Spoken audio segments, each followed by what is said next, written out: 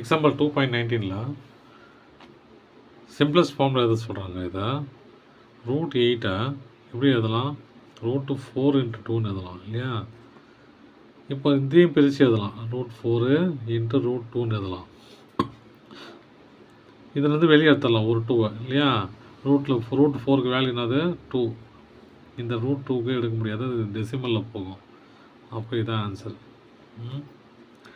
Second சம்மு 3√192 இல்லையா.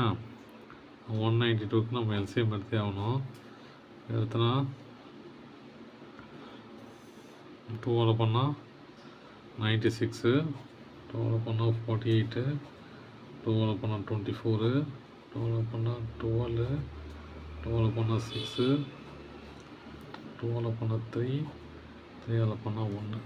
அப்போ எப்படி அதெல்லாம் அதை √3 × 3 × 3 இன்ட்டு சாரி எல்லாமே 2 தானே, சாரி 2 × 2 × 2 இன்ட்டு 2 × 2 × 2 இன்ட்டு 3 இல்லையா. முன்னாடி இருக்கிற 3 அப்படியே போட்டுங்க, போட்டாலும் ஒன்றும் இல்லை பிரச்சனை இல்லை, அப்படியே போட்டுங்க. இப்போ இதை 3 பிரிச்சுக்கிறேன். பிரிச்சா என்ன வரும் பாருங்கள் 3 2 × 2 × 2 3 இன்ட்டு இது தனியாகுது இன்ட்டு 3 √2 2 × 2 × 2 இன்ட்டு 3 √3. 3க்கு 1 எடுத்துடலாம் இல்லையா. 2 இன்ட்டு இதுலேயும் 3 இருக்குது, இந்த 3க்குனா 3 வேல்யூ இருக்கணும் உள்ள இன்ட்டு 2 இங்கே அப்படியே 3 √3 எடுத்தோன்னா 4 3 √3. உங்களுக்கு புரியும் நினைக்கிறேன்.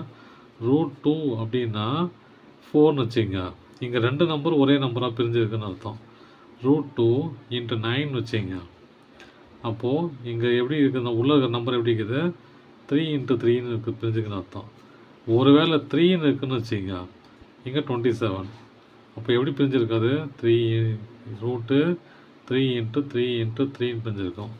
ஒரே நம்பர் 3ஆக பிரிஞ்சிருக்கிறது தான் இங்கே 3ன்னு சொல்கிறாங்க, ஒரே நம்பர் 2ஆக பிரிஞ்சிருக்கிறது தான் இங்கே 2ன்றாங்க.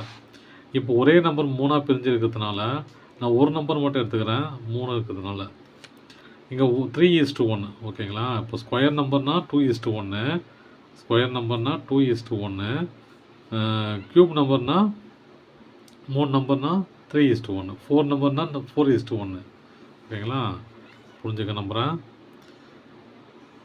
செகண்ட் சம் போதும்.